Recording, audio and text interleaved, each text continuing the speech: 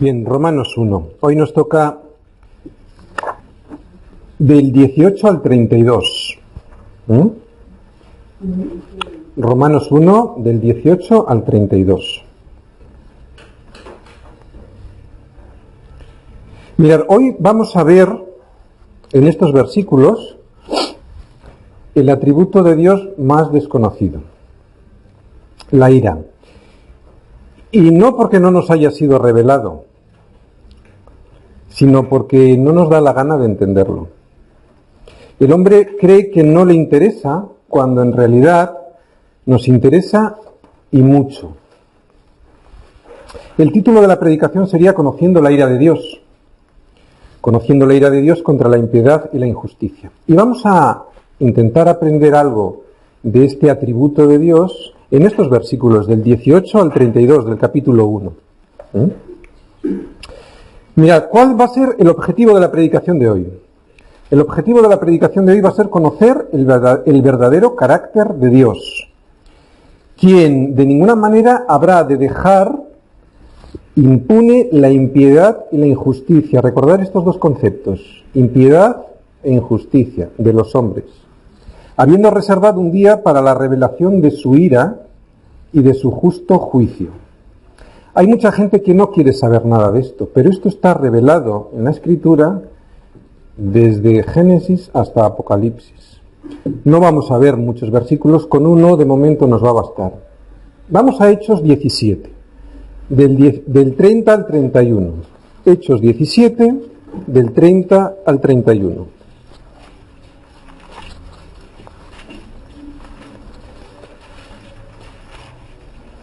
Dice, pero Dios, habiendo pasado por alto los tiempos de esta ignorancia, ahora manda a todos los hombres en todo lugar que se arrepientan, por cuanto ha establecido un día, fijaros, por cuanto ha establecido un día en el cual juzgará al mundo con justicia por aquel varón a quien designó, dando fe a todos con haberle levantado de los muertos. Aquí Pablo en Atenas nos está diciendo que Dios ha reservado un día para que esa ira sea revelada y su justo juicio sea descubierto. El bosquejo de la predicación de Dios va a ser el siguiente: Dios es un Dios santo y justo. Tanto su santidad como su justicia se ponen de manifiesto al tratar con el hombre pecador. Si Dios ignorase el pecado, no sería un Dios santo. Si Dios no juzgase el pecado, no sería un Dios justo. En su gracia infinita Dios ha provisto del único sacrificio aceptable y suficiente, fijaros, el único aceptable y suficiente para que el pecador pueda escapar de la condenación que resulta del pecado. Todos sabemos cuál es ese sacrificio aceptable y suficiente, ¿no? Acabamos de conmemorar ahora mismo, recordando la muerte del Señor. Pues es ese, la muerte de nuestro Señor como sacrificio aceptable y suficiente. Dios es justo al manifestar su ira contra los hombres. Eso lo vamos a ver ahora mismo en estos versículos del 18 al 32. Primero, ¿por qué? Porque rechazaron la revelación que Dios les dio. Y eso lo vamos a ver en los primeros versículos. Si queréis ponéis una llave en esos versículos, en los versículos del 18 al 25.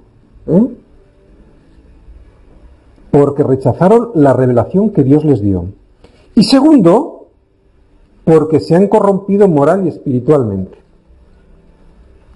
Es justo Dios al manifestar su ira contra los hombres por estos dos motivos. Primero, porque rechazaron la revelación que Dios les dio, del 18 al 25, eso es lo que vamos a estudiar. Y segundo, porque se han corrompido moral y espiritualmente, del 26 al 32. Muy bien, empezamos por el 18. Para ver si esto que digo yo es cierto o no. Vamos a ir viéndolo, como es costumbre, en semilla de mostaza, versículo a versículo. Versículo 18. Porque la ira de Dios se revela desde el cielo contra toda impiedad e injusticia de los hombres que detienen con injusticia la verdad. Fijaros. Empieza diciendo porque la ira de Dios se revela. La ira de Dios se revela.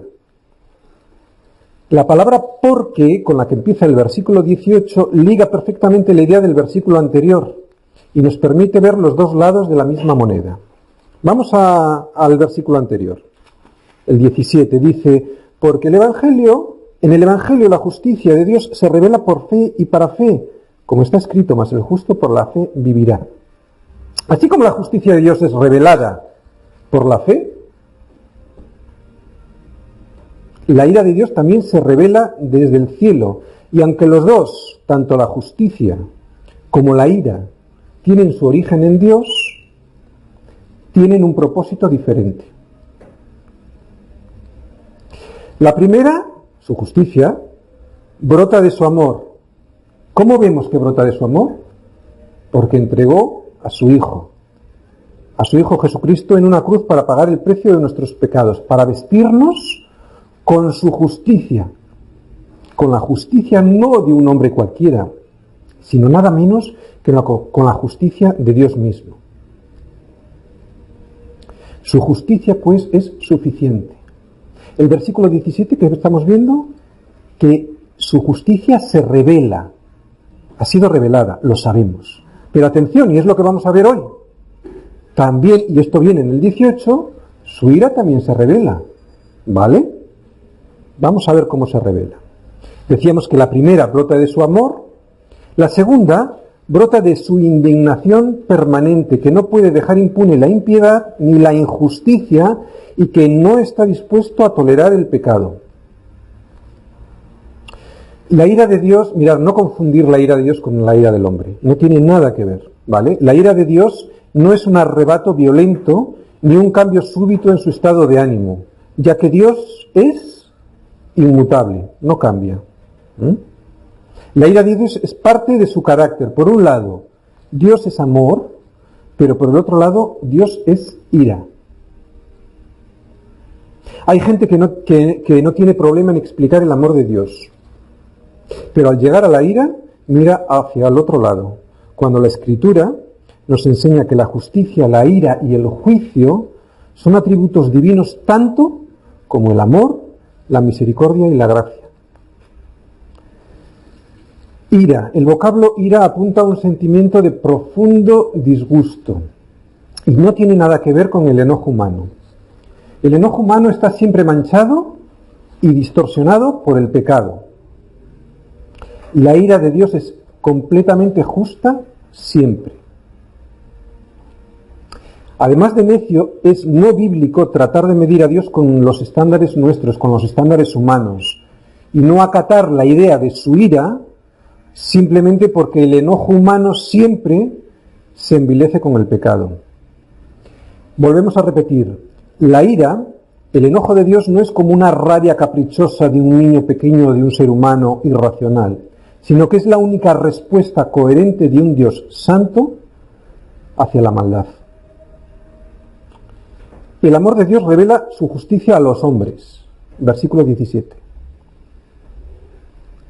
La ira de Dios, en cambio, es aquello que habrá de castigar toda justicia humana. Y es lo que vamos a ver ahora.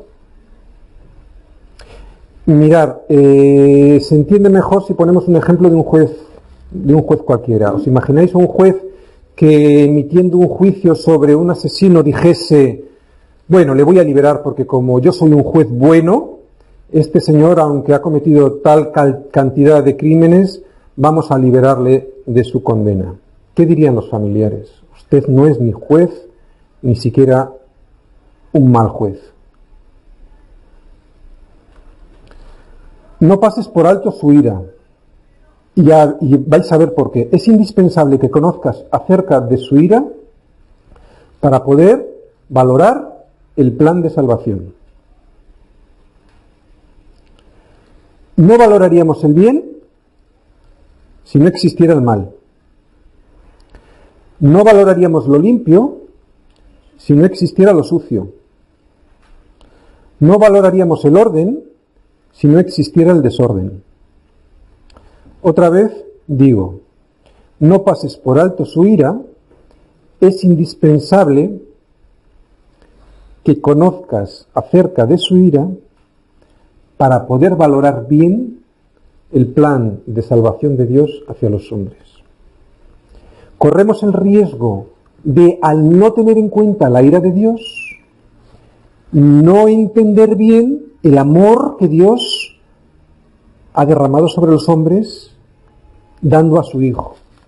¿Entendéis por qué quiero insistir en este aspecto? Es muy importante conocer el otro aspecto, porque sin ese otro no entenderemos bien la maravilla, lo que supone de grandioso que Dios ha dado. Muchos hombres, muchos cristianos también, no tienen problema en valorar lo que Dios ha hecho por ellos, pero no lo han entendido perfectamente porque quitan de sus vidas el conocimiento de la ira de Dios y por lo tanto no lo valoran en sus justos términos. Vamos a 2 de Pedro 3:9. 2 de Pedro 3:9. Dice: el Señor no retarda su promesa, según algunos la tienen por tardanza, sino que es paciente para con nosotros, no queriendo que ninguno perezca, sino que todos procedan al arrepentimiento. Hay mucha gente que dice, bueno, fijaros cuánto tiempo ha pasado. No se dan cuenta, y aquí Pedro nos lo está diciendo, que eso que algunos tienen por tardanza, en realidad, ¿qué es? Nos lo dice aquí mismo. Es paciencia, en definitiva, misericordia de Dios para que más gente llegue al arrepentimiento. ¿Sabéis lo que me hace? Yo este versículo, enseguida me viene una imagen de Dios con dos manos. Una mano reteniendo su ira y la otra mano diciendo, de alguna manera llamando al arrepentimiento a la gente. ¿Sabéis cuándo se va a manifestar la ira de Dios? Cuando Dios baje las dos manos. En ese momento, la ira de Dios se manifestará en el juicio y al mismo tiempo ya no habrá tiempo de arrepentimiento. Es imprescindible que aprendamos lo terrible que es estar bajo la ira de Dios para que podamos apreciar la maravilla de su gracia y su misericordia en Cristo. ¿Cuándo valoramos más una casa en orden y limpia? La valoramos más cuando hemos vivido, por ejemplo, en una casa desordenada y sucia. Bueno, valoraremos muchísimo más la gracia y la misericordia de Dios cuando conozcamos la otra parte de la moneda y no la escondamos, su ira. Veamos ahora el contraste, y nos lo dice Juan, en Juan 3:16 y Juan 3:36. 3:16 lo conocemos todos de memoria, no hace falta que vayáis. Lo leo yo. Porque de tal manera amó Dios al mundo que ha dado a su Hijo unigénito para que todo aquel que en Él cree no se pierda, mas tenga vida eterna. Esta es una parte de la moneda. Vamos a la otra, al 36. Juan 3:36. Buscadlo. El que cree en el Hijo tiene vida eterna, pero el que rehúsa creer en el Hijo no verá la vida, sino que la ira de Dios está sobre él. Decíamos que la ira apunta a un sentimiento de profundo disgusto. El pecado ha ofendido la santidad y la justicia de Dios.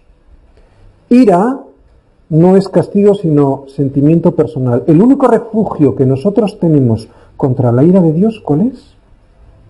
La persona de Cristo. Lo acabamos de ver aquí en Juan 3:36. El único refugio contra la ira de Dios es la persona de Cristo. La ira de Dios está siendo revelada de continuo y se hace manifiesta todo el tiempo. Y vamos a ver algunos ejemplos. Primero, la sentencia de muerte sobre Adán y Eva y toda su descendencia. Fijaros, incluso hasta la tierra fue maldecida como consecuencia de ello. Otro ejemplo, el diluvio.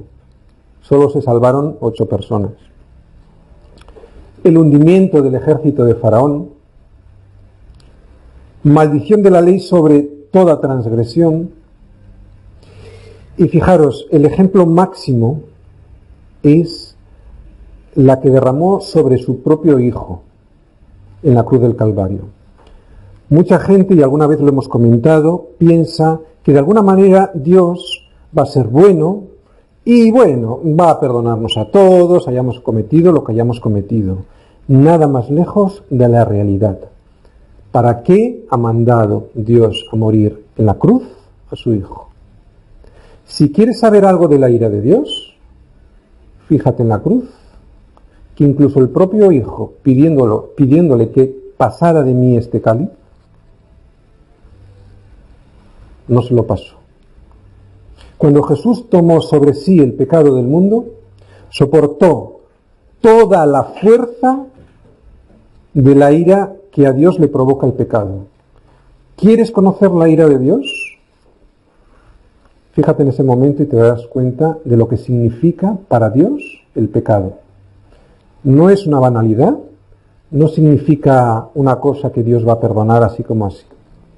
Dios detesta el pecado tan profundamente que exige el castigo completo. Y volvemos a decirlo, lo vemos en la propia muerte expiatoria del Señor. Dice, seguimos, desde el cielo, hemos dicho, porque la ira de Dios se revela desde el cielo. La expresión desde el cielo sugiere la soberanía de Dios. El Dios del cielo es también Dios de la tierra. Y desde el cielo por dos vías. Fijaros, mediante su orden moral, y ahora lo vamos a explicar, y a través de su intervención personal. Estamos hablando de que revela su ira. Y decimos a través de dos vías. Desde el cielo por dos vías. Una, mediante su orden moral. ¿Qué quiero decir con esto? Cuando Dios hizo el mundo, incorporó una serie de leyes, unas físicas y otras morales. Del mismo modo que alguien se cae al suelo cuando se tira por esa ventana, como consecuencia de una ley física, de igual modo cae en el juicio de Dios cuando se desvía de una ley moral de Dios. Así como lo primero no tenemos ningún problema en aceptarlo, lo otro mucha gente no lo concibe. Pero son órdenes morales, en este caso, que Dios ha incorporado al mundo. Y decíamos, mediante su orden moral y a través de su intervención personal, provocando la cólera de Dios en un momento determinado. Seguimos leyendo, porque la ira de Dios se revela desde el cielo contra toda impiedad e injusticia de los hombres, contra toda impiedad e injusticia. Vamos a Marcos 12, del 28 al 31. Marcos 12, del 28 al 31. Dice: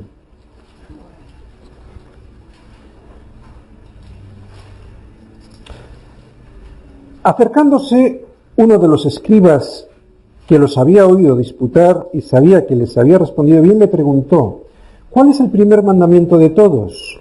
Jesús le respondió: el primer mandamiento de todos es: oye, Israel, el Señor nuestro Dios, el Señor uno es, y amarás al Señor tu Dios con todo tu corazón y con toda tu alma y con toda tu mente y con todas tus fuerzas. Este es el principal mandamiento, y el segundo es semejante: amarás a tu prójimo como a ti mismo. No hay otro mandamiento mayor que estos. Vamos a ver impiedad y vamos a ver injusticia. Y lo mismo que acabamos de leer en Marcos, que Jesús explica que el segundo mandamiento es consecuencia del primero, miradlo bien. Si no amamos a Dios, es imposible que amemos al prójimo, es lo que nos termina por decir, lo que acabamos de leer. Así también la injusticia es consecuencia de la impiedad. ¿Qué es la impiedad? Recordad, impiedad, la falta de respeto, la irreverencia ante Dios. ¿Qué es la injusticia? La falta de respeto hacia los hombres. Por eso el orden es correcto, el que acabamos de leer aquí. Fijaros lo que dice: contra toda impiedad e injusticia. ¿Por qué digo que este orden es el correcto? Porque la una conduce a la otra. La impiedad conduce a la injusticia. Es inevitable que la impiedad dé como resultado la injusticia. Si la relación del hombre con Dios está equivocada, su relación con los semejantes también será incorrecta. La enemistad de Dios la enemistad del hombre con sus semejantes se origina en el hecho de estar enemistado con Dios. Seguimos, que detienen con injusticia la verdad. Cuando el ser humano da la espalda a Dios, el resultado es vivir en el error y en las tinieblas. Al rechazar la verdad, el hombre, la verdad tanto escrita, que es la Escritura, la Biblia, como la encarnada, que es Jesucristo, el hombre permanece en tinieblas, permanece en condenación. Sin embargo, por muy escasa que sea la luz espiritual que uno tiene, Dios garantiza que cualquier persona que a Él clame puede encontrarle. En Jeremías 29:13, no hace falta que vayáis, dice: y me buscaréis y me hallaréis. Y me buscaréis y me hallaréis, porque me buscaréis de todo vuestro corazón. Vamos al versículo 19. Mirad, hemos hablado de injusticia y de impiedad. Decíamos que la impiedad traía como consecuencia la injusticia. En estos versículos que siguen, del 19 al 23, vamos a ver las características de la impiedad. ¿Recordáis lo que era impiedad? Decíamos, impiedad es aquella falta de respeto, aquella irreverencia hacia Dios. Bueno, pues ahora vamos a ver sus características en estos versículos del 19 al 23. Empezamos por el 19. Porque lo que de Dios se conoce les es manifiesto por Dios, pues Dios se lo manifestó. Dice, porque lo que de Dios se conoce les es manifiesto. Sugiere este versículo, esta parte del versículo, que Dios creó al hombre y lo capacitó para que conociera lo que Dios le revelaba. ¿De acuerdo? Dios ha creado al hombre con la capacidad suficiente para conocerle. Sigue diciendo, pues Dios se lo manifestó. Es enfático. Aquí Pablo no se anda con mindangas. Dice, pues Dios se lo manifestó. Dios no nos ha dejado en ignorancia. No que el hombre descubra a Dios, sino que es Dios quien se ha dado a conocer. Versículo 20.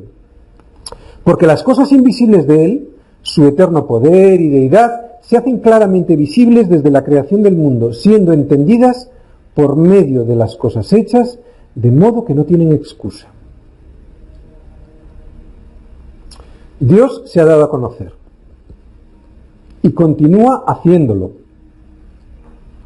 por medio de su revelación general en la naturaleza, en la historia, en la conciencia humanas, y por su revelación específica, que sería la Escritura.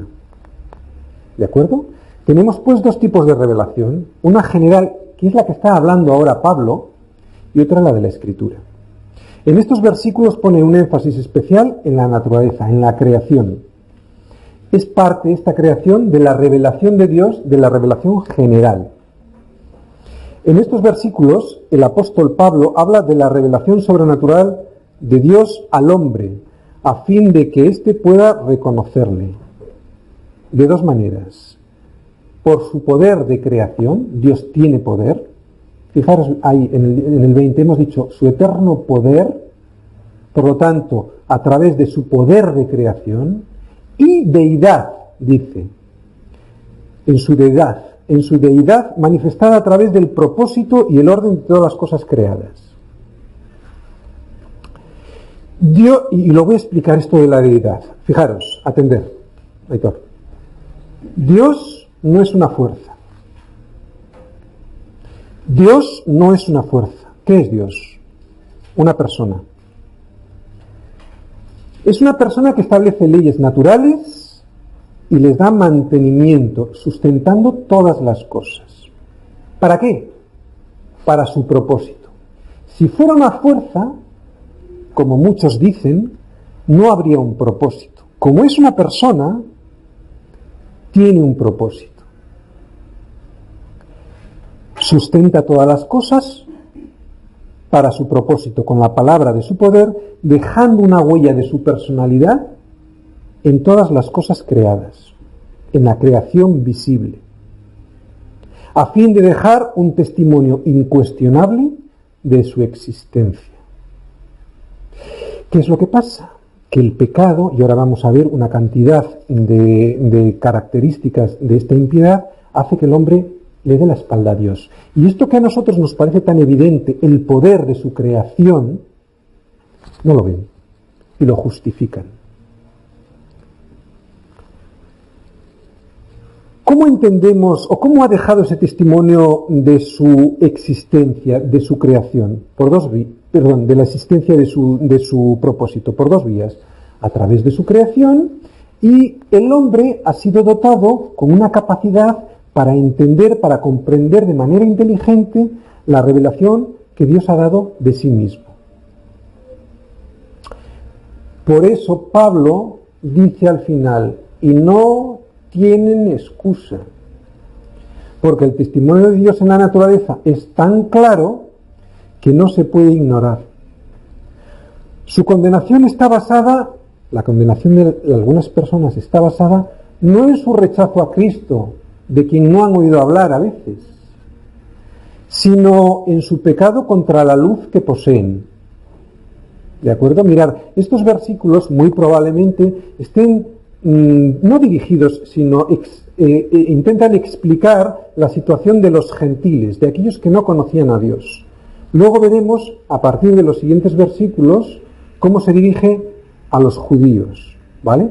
Ahora mismo está haciendo una explicación de aquellos que no conocen a Dios de una manera directa, pero no les justifica, les está diciendo que no tienen excusa. Por eso, cuando hay veces que la gente no conoce a Cristo, no va a ser juzgada por ese conocimiento, sino por el que tienen. Y aquí Pablo nos lo dice claramente en el 20. Dicen, no tienen excusa, porque las cosas invisibles de Él, su eterno poder y deidad, son hechas visibles. Es como una expresión poética, lo invisible es hecho visible. Y no tienen excusa. Versículo 21, pues habiendo conocido a Dios, no le glorificaron como a Dios, ni le dieron gracias, sino que se envanecieron en sus razonamientos, y su necio corazón fue entenebrecido. Lo primero que dice, pues habiendo conocido a Dios, cuando el conocimiento universal de Dios lleva a un hombre a decirle, qué grande eres, Señor, te doy gracias, Dios permitirá que le conozcas personalmente. Esto lo tenemos que tener claro para que cuando hay veces que testificamos o que comentamos del Señor a algunas personas, lo que tienen que hacer, si no llegan al Señor, es decirles, clama al Señor, pídele que te conozca, pídele que te toque y te dará a conocer Él personalmente a través de su Hijo Jesucristo. Fijaros, con esto sabéis lo que estamos diciendo, que Dios no condena la imposibilidad. Dios lo que condena es la indisposición. No sorprende, pues, que incluso los paganos manifiesten cierto conocimiento de Dios. Decíamos en este 20, pues habiendo conocido a Dios, ahora no le glorificaron como a Dios. En su vanidad, el hombre ha rehusado darle a Dios el lugar que le corresponde. ¿Cómo? Bueno, pues algunos hombres se autoelevan al nivel de Dios y otros le degradan a extremos indecentes. No le glorificaron como a Dios ni le dieron gracias. El orgullo y la vanidad han conducido al ser humano a la ingratitud. Sino que se envanecieron en sus razonamientos, dice este versículo 21. El ser humano ha seguido los dictados de sus propios razonamientos y ha intentado conocer a Dios mediante la sabiduría en lugar de conocerlo por la fe. Y no me resisto aquí a volver a repetir el versículo que tanto nos gusta. Juan 6:69, que es la respuesta de Pedro a la pregunta del Señor en Juan 6:67. ¿Qué le responde Pedro? Y nosotros hemos creído y conocemos que tú eres el Cristo, el Hijo del Dios viviente. Decíamos que este era el orden correcto para conocer a Dios. ¿Y cuál era este orden correcto? Hemos creído y por lo tanto conocemos. Y no al revés, que es lo que hay muchas personas, mucha gente que intenta, mediante la sabiduría, intentar conocer a Dios. No, hay que conocerlo por la fe. Y entonces te será revelado y entenderás cosas que no hay otra manera de entender. Decíamos, sino que se envanecieron en sus razonamientos y su necio corazón fue entenebrecido. El razonamiento humanista, que es lo que estamos diciendo y criticando del hombre que intenta conocer a Dios mediante el razonamiento humanista, trae como resultado un envanecimiento Claro, es por obras, no es por fe. Como resultado, ¿qué trae? Un envanecimiento que termina por entenebrecer el corazón. Y su necio corazón fue entenebrecido. Versículo 22 y 23. Profesando ser sabios, se hicieron necios y cambiaron la gloria del Dios incorruptible en semejanza de imagen de hombre corruptible, de aves, de cuadrúpedos y de reptiles. Profesan ser sabios y cambian el honrar a Dios por honrar al hombre, haciendo a al hombre, el centro del universo. Desechan el consejo de Dios y terminan dando culto a criaturas en un proceso decadente que les sirve de pretexto para hacer lo que les da la gana. Acabamos de definir las características de la impiedad. ¿Recordáis la impiedad? Era no tener en cuenta a Dios, rechazar de alguna manera a Dios. Vamos a ver las características de la injusticia. Estas tienen una connotación moral que las vemos en los versículos del 24 al 32. Son la consecuencia de la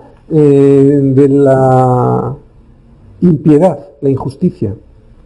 Ahora vamos a ver las consecuencias de esta impiedad, del hecho de darle la espalda a Dios. Y lo vemos, 24 y 25. Por lo cual, ya viene el resultado, por lo cual también Dios los entregó a la inmundicia en las concupiscencias de sus corazones, de modo que deshonraron entre sí sus propios cuerpos, ya que cambiaron la verdad del Dios por la mentira, honrando y dando culto a las criaturas antes que al Creador, el cual es bendito por los siglos. Dios los entregó, dice el 24. ¿Esto qué significa? Esto significa que por la obstinación del hombre, cuya inclinación es de continuo a hacer el mal, llega un momento en el que Dios deja de estorbarles,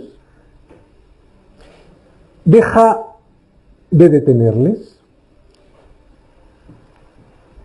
¿Cómo estorba Dios y detiene Dios estas injusticias? Mediante su misericordia.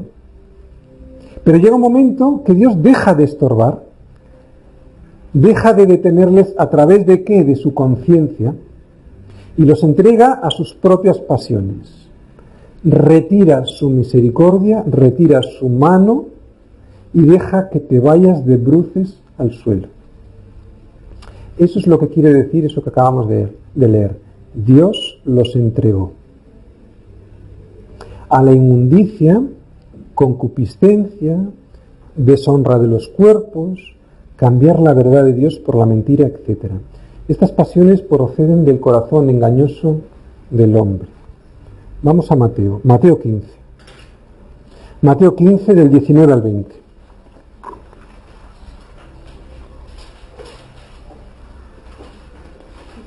Mateo 15, versículos 19 al 20. Porque del corazón salen los malos pensamientos, los homicidios, los adulterios, las fornicaciones, los hurtos, los falsos testimonios, las blasfemias. Estas cosas son las que contaminan al hombre, pero el comer con las manos sin lavar no contamina al hombre. Cuando el hombre le da la espalda a su identidad conforme a la imagen de Dios, la pérdida de esta imagen llevará siempre a deshonrar su propio cuerpo. Cuando el hombre toma su identidad de las criaturas,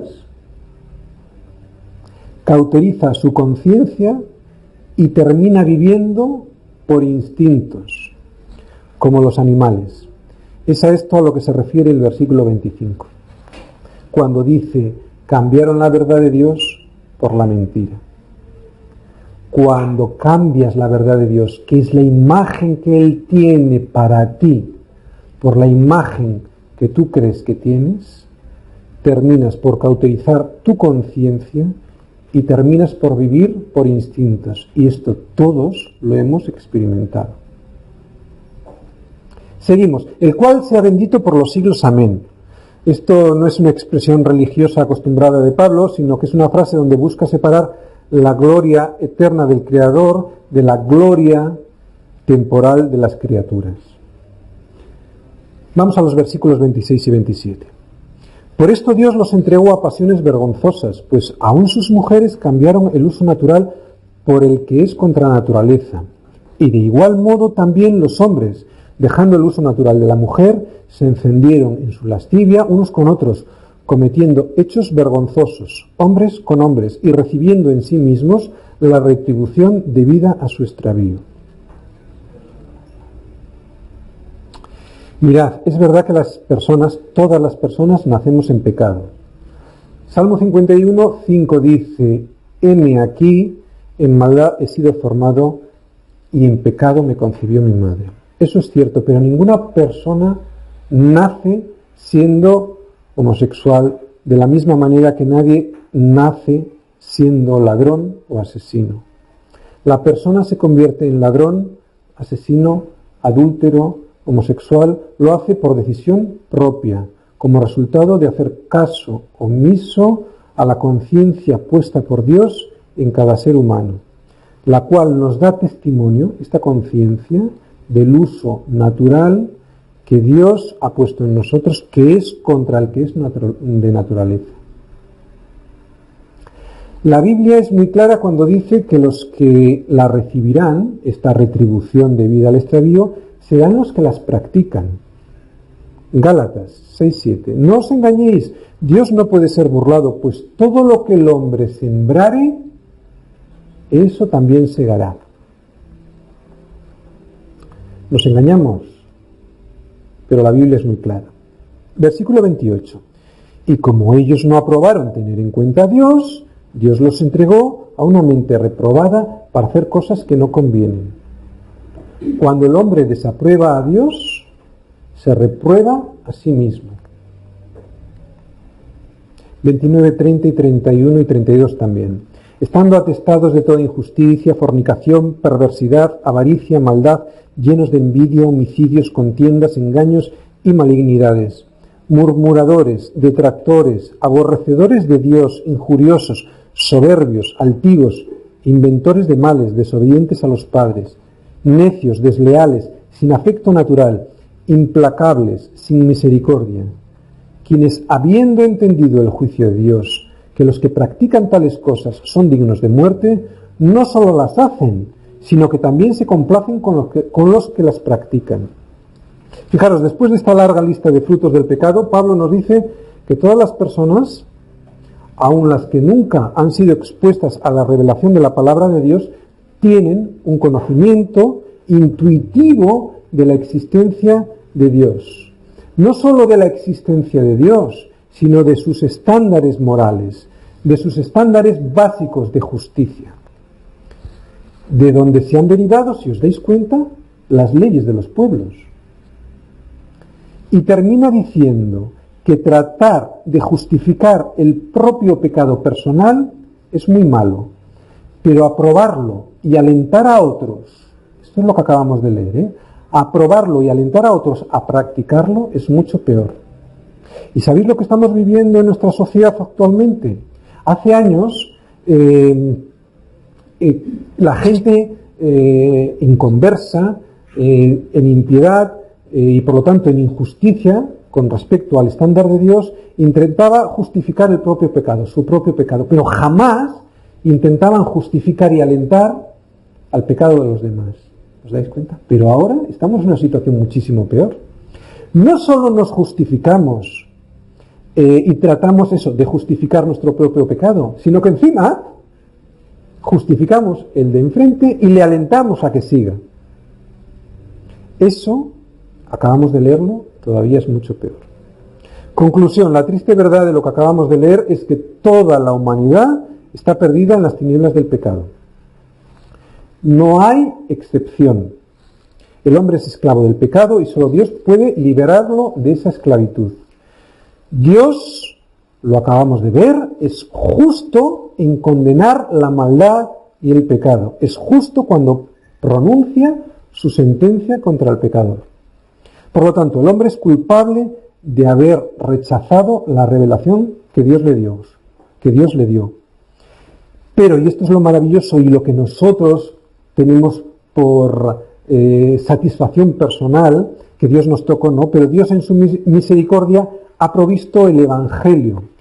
¿Qué Evangelio es ese? El Evangelio de la gracia. Todo aquel que cree en Cristo y en su obra expiatoria es perdonado. Y aún más, perdonado y hecho heredero de la vida eterna. Esto es lo que significa el Evangelio. Y tenemos que entender que la ira de Dios está ahí para entender mejor la gracia de Dios. Amén. Vamos a orar y vamos a dar gracias.